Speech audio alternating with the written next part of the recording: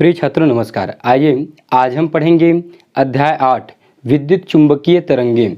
ठीक, विद्युत चुंबकीय तरंगे इलेक्ट्रोमैग्नेटिक वेव। पिछले क्लास में मैं आपको पढ़ाया था एलसी दोलन के बारे में। प्रत्यावर्ती धारा जो चैप्टर था वो कंप्लीट हो चुका है। उस वीडियो को आप नहीं देखे हैं या उस चैप्टर के जितने भी वीडियो मैं बनाया हूँ उसे आप नहीं देखे हैं तो डिस्क्रिप्शन बॉक्स में आपको फिजिक्स से 12th का प्लेलिस्ट मिल जाएगा। ये वीडियो के अंत में भी आपको प्लेलिस्ट का लिंक मिल जाएगा, उसे क्लिक करके आप उस वीडियो को देख सकते हैं। और यदि आप हमारे चैनल पर नए हैं तो चैनल को सब्सक्राइब जरूर करें, साथ ही साथ बेल आइकन को भी प्रेस कर लीजिए, जिससे हम इसी तरह के नए नए वीडियो अपलोड करेंगे तो उसका नोटिफिकेशन सबसे पहले आपको मिल जाएगा। तो आइए स्टार्ट करते हैं। विद्युत चुंबकीय तरंगे क्या होती है? तो विद्युत चुंबकीय तरंगे में मैं आपको पढ़ाऊंगा विस्थापन धारा। विस्थापन धारा की आवश्यकता कहाँ होती है, विस्थापन धारा क्या होती है, विस्थापन धारा की खोज किसने किया है और विस्थापन धारा का व्यंजक, ये सभी चीज़ें आज मैं आपको पढ़ाऊंगा। तो सबसे पहले देखते हैं, चैप्टर का नाम है तरंगे, विद्युत चुंबकीय तरंगे। तो पिछले क्लास में आपने पढ़ा होगा 11th में, किसी भी टीचर के माध्यम से आप पढ़े होंगे या खुद से पढ़े होंगे। क्या क्या पढ़े हैं हम 11th में? तरंग में पढ़ते हैं हम, जब हम बोलते हैं तो हमारा जो आवाज़ है वो आपके पास पहुंचता है। ठीक, मोबाइल फ़ोन के माध्यम से भी पहुंच रहा है आपके पास, और जैसे पास में कोई व्यक्ति है तो उसके पास तक मेरा आवाज़ पहुंचेगा। तो मेरी आवाज़ को क्या चाहिए? माध्यम चाहिए चलने के लिए। तो आवाज़ क्या होता है, जो ध्वनि निकलता है वो माध्यम में चलता है। ठीक, तो इसे हम ध्वनि तरंग कहते हैं। जैसे लाउड स्पीकर रहता है तो लाउड स्पीकर से जो आवाज़ जाती है वो वायु में क्या करती है, वायु उसका माध्यम होती है और उसमें चल के क्या होती है, वो दूर स्थान तक जाता है। ठीक, या फिर आप रस्सी देखे होंगे, रस्सी को हम सीधा ऐसे बांध देते हैं। ठीक, सीधा रस्सी को बांध देते हैं और बांधने के बाद उसको हम ऐसे बीच से क्या करते हैं, नीचे से खींचते हैं। ठीक, नीचे से खींच के छोड़ते हैं, तो उसको छोड़ते हैं तो इस तरह से क्या होता है, वो कंपन करने लगता है। मतलब उसमें तरंग ऐसे ऊपर नीचे होने लगता है। इसके बारे में भी हम पढ़ चुके हैं। और एक चीज़ बहुत बढ़िया चीज़ है जिसे आप प्रैक्टिकली देख सकते हो। तालाब में जाते होंगे तो तालाब में जो पानी रहता है उसमें जब हम पत्थर मारते हैं तो क्या होता है, गोल गोल इस तरह से ये तरंग बनता है। ठीक, इस तरह से गोल गोल तरंग बनता है। यहाँ पे जब हम पत्थर मारते हैं तो गोल गोल क्या होता है, तरंग बनता है। तो हमें लगता है कि पानी क्या हो रहा है, आगे बढ़ रहा है, लेकिन वास्तव में पानी आगे नहीं बढ़ता है, वही अपने जगह में ही रहता है। बस तरंग क्या होता है, कम ज़्यादा ऐसे होते रहता है। इस तरह से इन सभी चीज़ों के बारे में हमने पढ़ा था। ठीक, और इन सबको चलने के लिए एक माध्यम की आवश्यकता होती है। लेकिन इस चैप्टर में पढ़ेंगे हम, बड़ा ही अजीब टाइप का है, विद्युत चुंबकीय तरंगे। ठीक, ये बहुत ही अलग है, सभी से हटके है, जो हमें विद्युत से प्राप्त होती है, चुंबक से प्राप्त होती है। अर्थात ये जो तरंग है वो विद्युत क्षेत्र और चुंबकीय क्षेत्र के बीच में जब दोलन होता है। ठीक, विद्युत क्षेत्र इलेक्ट्रिक फील्ड और मैग्नेटिक फील्ड, ठीक, मैग्नेटिक फील्ड, इन दोनों के बीच में जब दोलन होता है तब बनता है विद्युत चुंबकीय तरंगे। विद्युत चुंबकीय तरंगों को चलने के लिए माध्यम की आवश्यकता नहीं होती है। ये एक अजीब तरह की तरंग होती हैं जिसके बारे में आज हम अच्छे से अध्ययन करेंगे। तो अभी तो विस्थापन धारा के बारे में पढ़ेंगे, फिर इसके बाद आएगा विद्युत चुंबकीय तरंग, तब हम उसको बहुत ही अच्छे से पढ़ेंगे। तो विद्युत चुंबकीय तरंगे की खोज किसने किया था? जेम्स क्लार्क मैक्सवेल ने सन 1831 में जेम्स क्लार्क मैक्सवेल ने इसकी खोज किया था। ठीक, तो इसको यहीं तक रोक देते हैं। अब हम सीधे चलते हैं, विस्थापन धारा की आवश्यकता, मतलब विस्थापन धारा क्या होता है। तो इसको मिटा रहा हूँ और इस चित्र के ऊपर आपको लेके चलता हूँ मैं। ध्यान दीजिए, ये जो लिखा है भी इसके ऊपर बिल्कुल भी ध्यान नहीं दीजिए, ये बहुत आसान है, पिछले चैप्टर में हम इसको पढ़ चुके हैं। इधर आ जाइए, यहाँ पे समांतर प्लेट लेते हैं हम, यहाँ पे P1 और P2। ठीक, समांतर प्लेट संधारित्र की दो प्लेट लेते हैं P1 और P2 और इसको बैटरी के साथ जोड़ते हैं और साथ में लगा देते हैं कुंजी के। क्या लगाते हैं? कुंजी के लेते हैं। समांतर प्लेट संधारित्र की दो प्लेट लेते हैं P1 और P2, इसको बैटरी के साथ जोड़ा जाता है और उसी के साथ में कुंजी के लगाया जाता है। अब ये परिपथ बन के तैयार है। ठीक, कैसा परिपथ है भैया? संधारित्र युक्त। ठीक, ये धारिता है, कैपेसिटर है। अब हम क्या करते हैं, इस कुंजी को ऑफ करते हैं, मतलब इसको बंद करते हैं। जब कुंजी बंद होता है तो यहाँ से जो प्लस आवेश है वो प्लेट P1 में जाता है और इस तरह से इसमें प्लस आवेश उत्पन्न होता है, ठीक। और यहाँ पे माइनस आवेश क्या होता है, प्लेट P2 में जाता है, ठीक। ये इस तरह से यहाँ पे माइनस आवेश हो जाता है। और हम जानते भी हैं संधारित्र के सिद्धांत से, जब एक प्लेट को धन आवेश दिया जाता है तो पास स्थित दूसरे प्लेट के आंतरिक भाग में ऋण आवेश और बाह्य भाग में धन आवेश उत्पन्न होता है, ठीक। संधारित्र जब हम पढ़े थे तो इसको बहुत अच्छे से पढ़े थे। तो यहाँ पे प्लेट P1 में प्लस आवेश होता है और प्लेट P2 में माइनस चार्ज आ जाता है। अब जब यहाँ पे प्लस चार्ज होता है और यहाँ पे माइनस चार्ज होता है, तो यहाँ से जो माइनस चार्ज है वो क्या होता है, फिर ऐसे इसमें चलने लगता है, ठीक। यहाँ से जो माइनस चार्ज है वो क्या होता है, इसमें चलने लगता है, मतलब DQ क्या है, आवेश है। तो इसमें का माइनस चार्ज है यहाँ से ऐसे निकल के इसमें आता है, किस में आएगा भाई, P1 में, ठीक। इसमें का माइनस चार्ज निकल के इसमें आता है, मतलब ये आवेश इसमें आता है DQ मतलब थोड़ा सा आवेश, ठीक। तो धीरे धीरे इसमें आता है। जब आवेश यहाँ से निकलने लगता है तो क्या होता है, धारा प्रवाहित होने लगती है। क्यों, क्योंकि हम जानते हैं धारा इक्वल टू होता है DQ/dt। जब आवेश चेंज होगा, परिवर्तित होगा, तो वहाँ पे धारा बहने लगेगा, अर्थात इस परिपथ में धारा बहने लगती है I। क्या बहने लगती है, धारा I। अब यहाँ से माइनस चार्ज निकल के यहाँ तक पहुँच गए तो इसमें परिपथ में धारा बहने लगा I। और जब धारा बहने लगा तो यहाँ पे क्या होगा, एक चुंबकीय क्षेत्र स्थापित होगा। चुंबकीय क्षेत्र स्थापित होगा अर्थात यहाँ पे हम एक लूप की कल्पना करते हैं, ठीक। इस तरह से एक लूप की कल्पना करते हैं, ठीक। ये ले लेता हूँ मैं एक लूप S1 और प्लेटों के बीच में भी ले लेता हूँ लूप S2, ठीक। ये लूप S2। तो P1 के बाईं ओर लूप S1 और P1 के दाईं ओर लूप S2 की कल्पना हम करते हैं। हम जानते हैं ऑस्टेट के प्रयोग से जब किसी चालक में धारा प्रवाहित किया जाता है तो उसके चारों ओर चुंबकीय क्षेत्र उत्पन्न होता है। तो यहाँ पे भी चुंबकीय क्षेत्र उत्पन्न होगा और चुंबकीय क्षेत्र उत्पन्न हुआ तो एम्पियर का परिपथीय नियम हम यहाँ पे लगाएंगे।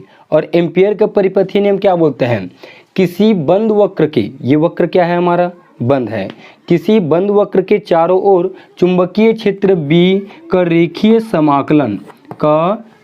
समाकलन वक्र द्वारा घिरी हुई कुल धारा, मतलब यहाँ पे धारा है जो वक्र के द्वारा क्या है, घिरा हुआ है, तो वक्र द्वारा घिरी हुई कुल धारा I का μ0 गुना होता है। ये होता है एम्पियर का परिपथीय नियम, ठीक। तो लूप S1 में तो हम एम्पियर का परिपथीय नियम लगा दिए और इसमें धारा भी बहने लग गया। लेकिन लूप S2 में धारा बहेगा क्या, लूप S2 में धारा प्रवाहित होगा क्या, नहीं। क्यों नहीं होगा भाई, क्योंकि जो आवेश है वो वहाँ से निकलता है और यहाँ तक जाता है तो यहीं तक ये रुक जाता है। समझ आया आपको, P2 प्लेट से आवेश ऐसे निकल के आता है और P1 के पास रुक जाता है, ठीक। इसको मैंने लिया था तो ये जगह क्या था, रिक्त था ना, खाली था, स्पेस था, समझो ये रिक्त स्पेस था। तो न तो यहाँ से आवेश होके गुजर रहा है तो यहाँ पे चुंबकीय क्षेत्र भी नहीं बनेगा और चुंबकीय क्षेत्र नहीं बनेगा तो इसमें धारा प्रवाहित नहीं होगा। किसने बताया, एम्पियर ने बताया कि लूप S2 में धारा प्रवाहित नहीं होता है। क्यों प्रवाहित नहीं होता है, क्योंकि इसका जो आवेश है वो यहाँ से जाता है और प्लेट P1 तक सीमित रहता है। ये जो खाली स्पेस है यहाँ पे आवेश नहीं जाता है, इसलिए वहाँ पे धारा प्रवाहित नहीं होता है। तब वहीं पे मैक्सवेल ने आया और क्या किया, उन्होंने छोटा सा चुंबकीय सुई लिया। आप जानते हो ना चुंबकीय सुई इस तरह से होता है, ये N ध्रुव होता है और ये S ध्रुव होता है। तो मैक्सवेल ने क्या किया, एक चुंबकीय सुई लाया और चुंबकीय सुई लाने के बाद यहाँ पे उन्होंने रख दिया, यहाँ पे उन्होंने रख दिया। किसके प्रयोग के अनुसार, एम्पियर के परिपथीय नियम के अनुसार। उन्होंने कहा कि यहाँ धारा प्रवाहित नहीं होती है, लेकिन मैक्सवेल ने क्या किया, यहाँ पे एक चुंबकीय सुई ला के रखा तो देखा कि चुंबकीय सुई विक्षेपित होता है, चुंबकीय सुई विक्षेपित होता है। जब चुंबकीय सुई विक्षेपित होता है तो मैक्सवेल ने कहा कि एम्पियर साहब आपका जो नियम है वो गलत है, आपका जो नियम है वो गलत है। अब कैसे गलत हो गया? क्योंकि एम्पियर बोल रहा है वहाँ धारा नहीं प्रवाहित होता है। जब धारा प्रवाहित नहीं होता है तो चुंबकीय सुई विक्षेपित क्यों हुआ? ठीक, ये मैक्सवेल ने कहा। जब धारा प्रवाहित नहीं हो रहा है तो चुंबकीय सुई विक्षेपित क्यों हुआ? तब एम्पियर ने कहा ठीक है चलो तुम बताओ करके बोला किसको? मैक्सवेल को। तब मैक्सवेल ने इसको सिद्ध करने के लिए बताया कि इसमें का एक माइनस चार्ज इसमें आता है तो यहाँ पे एक प्लस चार्ज होता है। ठीक, इसमें देखिए छोटा सा एक चित्र में और इसमें का माइनस चार्ज इसमें आता है तो प्लस बनता है, फिर इसमें का माइनस चार्ज आता है तो फिर प्लस होता है, फिर इसमें आता है तो फिर प्लस होता है। मतलब माइनस चार्ज यहाँ से आ रहा है तो इसमें क्या हो रहा है? चुंबकीय क्षेत्र उत्पन्न हो रहा है, और चुंबकीय क्षेत्र बढ़ रहा है तो यहाँ पे विद्युत क्षेत्र बन रहा है। अर्थात यहाँ से विद्युत क्षेत्र बढ़ रहा है, और विद्युत क्षेत्र बनेगा तो वहाँ पे विद्युत क्षेत्र रेखा होके गुजरेगा। ठीक, प्लेट P1 से P2 की ओर ये विद्युत क्षेत्र रेखा, ये विद्युत क्षेत्र रेखा।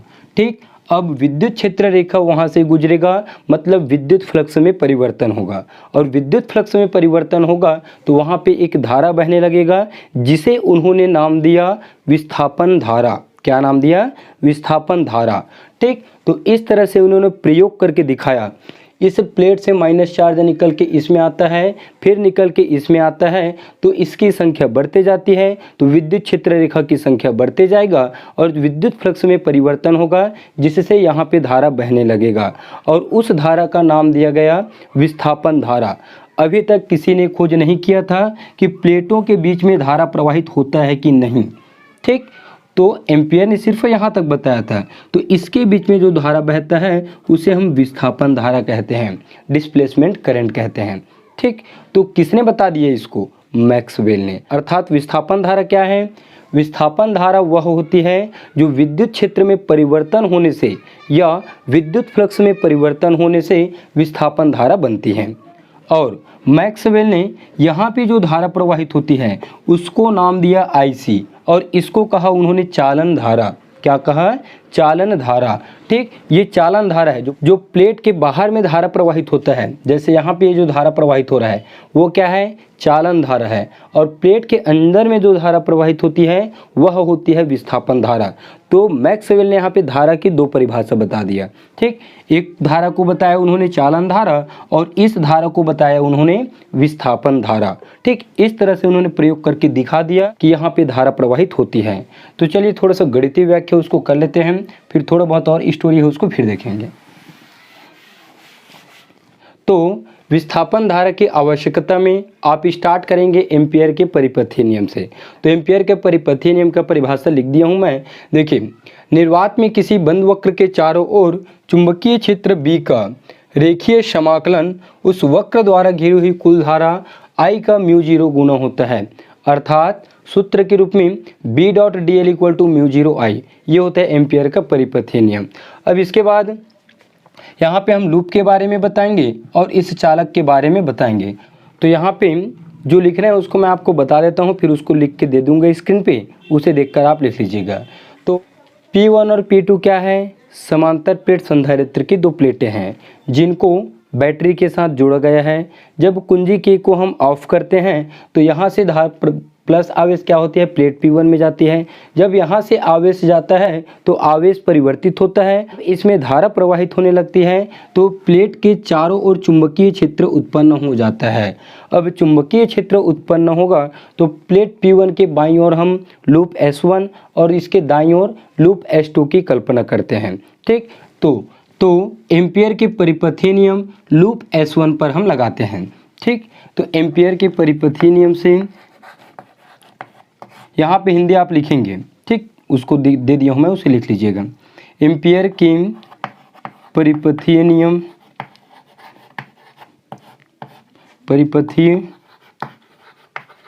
नियम से लूप S1 के लिए, तो लूप S1 के लिए क्या हो जाएगा? बंद समाकलन B.dl और μ0 T और ये I, मतलब T समय में लूप S1 में धारा प्रवाहित होती है एम्पियर के परिपथीय नियम के अनुसार। ठीक, इसमें धारा प्रवाहित होती है। अब लूप S2 में धारा प्रवाहित नहीं होती है एम्पियर की परिपथीय नियम के अनुसार। क्यों नहीं होता मैं आपको बताया हूँ, क्योंकि यहाँ पे ये जो आवेश है वो यहीं तक सीमित रहता है, ठीक, प्लस प्लेट P1 तक। तो जब ये आवेश यहीं तक सीमित रहता है तो इसमें से आवेश होके नहीं गुजरता है और न ही उसमें धारा बहने लगता है। तो उसको लिख सकते हैं, ठीक, लूप S1 के लिए ये है और लूप S2 के लिए, loop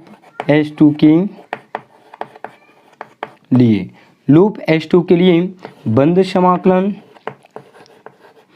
B.dl equal to mu 0 और धारा क्या होगा, 0 होगा, ठीक, और ये 0, मतलब लूप S2 में धारा प्रवाहित नहीं होती है। अब इस कमी को पूरा करने के लिए मैक्सवेल ने दिया विस्थापन धारा जो इस प्लेट के बीच में प्रवाहित होती है ID, जिसे हम डिस्प्लेसमेंट करंट कहते हैं, ठीक। तो इसके बाद से ये छोटा सा है, तो विस्थापन धारा की आवश्यकता कहाँ पे होती है भाई, दो प्लेटों के बीच में, संधारित्र के दो प्लेटों के बीच में विस्थापन धारा क्या होता है, प्रवाहित होता है। तो ये तो हुआ यहाँ तक, सिर्फ ये यहीं तक लिखेंगे इसको। तो यहाँ पे विस्थापन धारा का डेफिनेशन आप दे सकते हो, मैं विस्थापन धारा का डेफिनेशन आपको बोर्ड में लिख के दे दूंगा। विस्थापन धारा कहाँ से प्राप्त होती है, विद्युत फ्लक्स में परिवर्तन से या विद्युत क्षेत्र से प्राप्त होती है विस्थापन धारा। हम इसको गणितीय रूप में लिख सकते हैं, डेफिनेशन आप लिख लीजिए, ठीक। अब इसको हम गणितीय रूप में लिख सकते हैं, विस्थापन धारा ID इक्वल टू एप्सिलॉन 0 और d फाई ई बटे dt। फाई ई मतलब विद्युत फ्लक्स है और एप्सिलॉन 0 मतलब निर्वात की विद्युतशीलता। तो हम इस सूत्र से दिखा सकते हैं विस्थापन धारा को, ठीक। ID equal to epsilon 0 d phi E बटे dt। यहाँ पे लिख सकते हो, जहाँ फाई ई इक्वल टू विद्युत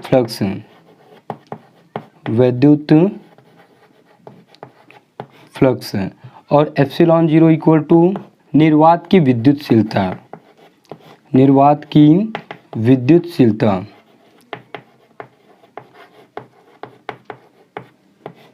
जी, ठीक। अब विस्थापन धारा की व्युत्पत्ति, विस्थापन धारा को गणितीय रूप से भी मैक्सवेल ने सिद्ध करके दिखाया। तो चलिए देखते हैं गणितीय रूप उसका क्या होता है। अब देखेंगे हम विस्थापन धारा के लिए व्यंजक। तो विस्थापन धारा के लिए व्यंजक के थोड़ा सा यहाँ पे हिंदी में लिखा हुआ है, उसको मैं लिख दिया हूँ। ये क्या चीज़ है, माना संधारित्र की प्लेट, ये जो हमारा संधारित्र का प्लेट है उसका क्षेत्रफल कैपिटल A तथा किसी क्षण उस पर आवेश Q प्रवाहित होता है, तब उस प्लेटों के बीच में विद्युत क्षेत्र स्थापित होता है। अर्थात प्लेटों के बीच में विद्युत क्षेत्र E, और विद्युत क्षेत्र E के लिए क्या पढ़े हैं हम, समांतर प्लेट संधारित्र, देखिए उसका वीडियो बना हुआ है, ठीक। सिग्मा बटे एप्सिलॉन 0 होते हैं। तो विद्युत क्षेत्र E इक्वल टू होगा सिग्मा बटे एप्सिलॉन 0, जहाँ सिग्मा को कहते हैं हम, पृष्ठीय आवेश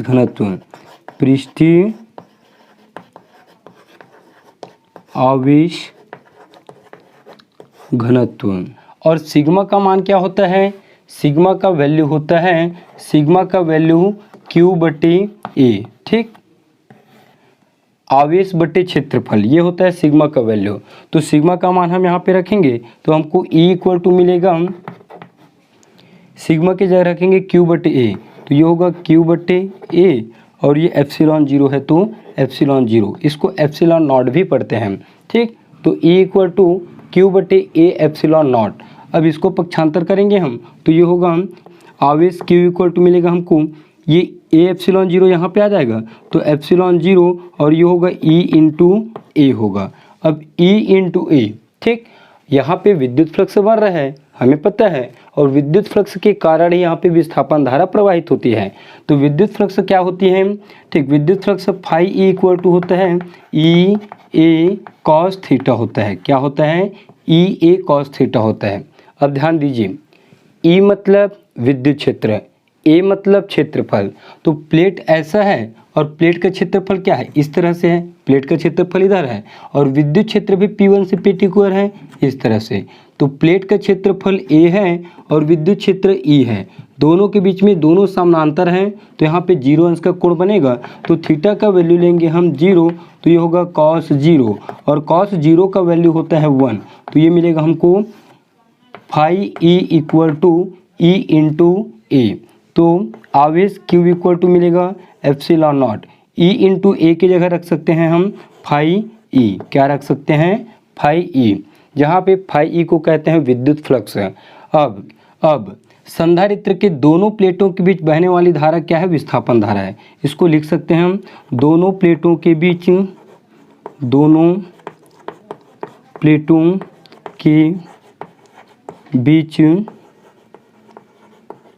बहने वाली धारा, ठीक, विस्थापन धारा ID, ठीक। तो धारा सिंपल इसके बराबर देखें। अब यहाँ पे ये जो हमारा चालन धारा है, यहाँ पे रहता है चालन धारा IC, तो IC का वैल्यू होता है dQ/dt, ठीक, dQ/dt। तो जितना चालन धारा बहता है उतना ही विस्थापन धारा भी होता है, तो ये दोनों आपस में इक्वल होते हैं, ठीक, चालन धारा और विस्थापन धारा। इसलिए हम चालन धारा IC बराबर dQ/dt होता है, तो ID बराबर क्या लेंगे हम dQ/dt लेंगे, तो ये होगा dQ/dt, ठीक। ये अलग है, ऊपर से 3 लाइन है, छोटा सा बगल में बना लीजिएगा चूकी का चिन्ह देखें। अब Q का वैल्यू हम इसको समीकरण 1 दे देते हैं और समीकरण 1 से Q का वैल्यू रखते हैं, ठीक। Q का वैल्यू यहाँ पे, तो विस्थापन धारा ID इक्वल टू होगा d/dt एप्सिलॉन नॉट और ये फाई E, ठीक। तो विस्थापन धारा ID इक्वल टू एप्सिलॉन 0 बाहर निकालिए तो ये बाहर निकलेगा, यहाँ पे बचेगा d/E/dt और यही क्या है, विस्थापन धारा के लिए सूत्र है, ठीक। इसको अलग कर लेना ऐसे, ये इस तरह से बहुत सारा हो गया है, ठीक। यहाँ से व्यंजक है ये इस तरह से, ठीक। ऐसे बनाएंगे आप स्टेप बाय स्टेप, इस तरह से बगल में इन चीज़ों को बता देना, ठीक। तो विस्थापन धारा ID equal to epsilon naught d/E/dt। तो आप इसे नोट कर लीजिए, ये स्क्रीनशॉट ले लीजिए। इसके बाद देखिए, क्योंकि एम्पियर के परिपथीय नियम को संशोधित किसने किया है, मैक्सवेल ने, तो उसका नाम बना एम्पियर मैक्सवेल का परिपथीय नियम, ठीक। छोटा सा है तो उसको भी पढ़ा दूंगा, तो इसे आप स्क्रीनशॉट ले लीजिए या नोट कर लीजिए। तो मैक्सवेल ने क्या किया, एम्पियर के परिपथीय नियम को संशोधित किया और उसके बाद संशोधित करने के बाद एक नए नियम का उत्पत्ति हुआ जिसे कहते हैं एम्पियर मैक्सवेल का परिपथीय नियम। अब सोचो मैक्सवेल बेचारा कितना अच्छा था, जो अपने नाम को बाद में लगाया, ठीक। और एम्पियर बड़ा था, अब वो पहले का वैज्ञानिक था और मैक्सवेल न्यू वैज्ञानिक था, मतलब नए ज़माने के थे, ठीक। तो इतना बढ़िया काम किया, देखो एम्पियर का नाम पहले आया फिर मैक्सवेल का नाम बाद में आया। और कई लोग ऐसा रहते हैं वो नाम के लिए ही लड़ते हैं, ठीक, मतलब मेरा नाम पहले होना चाहिए, आपका नाम बाद में होना चाहिए। जब कभी 2 3 4 5 स्टूडेंट मिलके एक आध मॉडल बना लेते हैं बढ़िया सा, तो मॉडल जब आगे जाता है तो वहाँ पे नाम के लिए भी लड़ाई होते हैं कि मेरा नाम ऊपर में होना चाहिए, फिर उसके बाद सेकंड में तुम्हारा होना चाहिए, इस तरह से।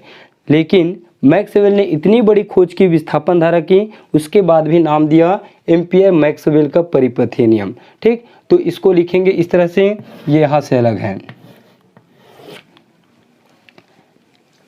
मैक्सवेल के अनुसार चुंबकीय क्षेत्र के 2 स्रोत होते हैं। मैक्सवेल के अनुसार चुंबकीय क्षेत्र के 2 स्रोत होते हैं, एक होता है संयोजी तार, संयोजी तार हमारा ये है, ठीक। एक होता है संयोजी तार में बहने वाली चालन धारा IC, इसमें जो धारा बहता है प्लेट के पहले यहाँ तक उसे हम चालन धारा IC कहते हैं। दूसरा, संधारित्र के प्लेटों के बीच विद्युत क्षेत्र में परिवर्तन होता है, ठीक। संधारित्र के प्लेटों के बीच विद्युत क्षेत्र में परिवर्तन होने के कारण विस्थापन धारा प्रवाहित होती है, तो यह है प्लेटों के बीच विद्युत क्षेत्र में परिवर्तन के कारण विस्थापन धारा ID। तो एम्पियर के परिपथीय नियम का संशोधित रूप कैसे होगा, देखिए एम्पियर का परिपथीय नियम क्या होता है, बंद समाकलन BDL इक्वल टू होता है μ0I। तो ये कैसे होगा, बंद समाकलन B dot D L equal to mu zero, ठीक। आई, तो धारा की यहाँ दो डेफिनेशन मिल गए हमको, एक चालन धारा और एक विस्थापन धारा। तो ये होगा I C plus I D, ठीक। इसको अंदर गुणा कर सकते हैं हम, तो म्यू जीरो आई सी और म्यू जीरो आई डी। अब आई डी का मान क्या निकाले हैं, epsilon naught D phi E बटी डी टी। इस वैल्यू को हम फिर यहाँ पे रख सकते हैं, तो उसको दे दीजिए समीकरण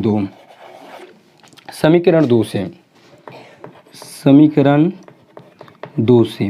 तो आई डी का मान हम रखेंगे तो हमको मिलेगा बंद समाकलन B dot D L equal to, यहाँ से म्यू जीरो कॉमन निकालिए और ये होगा I C plus mu zero निकला है, आई डी का वैल्यू रखेंगे हम epsilon naught D phi E बटी डी टी। ये है नया व्यंजक जिसे एम्पियर मैक्सवेल का परिपथीय नियम कहते हैं या एम्पियर मैक्सवेल नियम भी कहते हैं, ठीक, इस सूत्र को। तो इस तरह से हमारा ये जो टॉपिक है, आज का टॉपिक हमारा कंप्लीट होता है। तो आज का वीडियो आपको अच्छा लगा तो लाइक करें, एक छोटा सा कमेंट करके मुझे ज़रूर बताएं, जिससे आप जब कमेंट करते हैं तो आपके कमेंट से हम मोटिवेट होते हैं और हमें बहुत अच्छा लगता है। तो वीडियो को शेयर कर दीजिएगा अपने फ्रेंड लोगों के पास, ताकि वो लोग भी इस वीडियो को देख सकें। तो फिर मिलते हैं नेक्स्ट क्लास में नए वीडियो के साथ।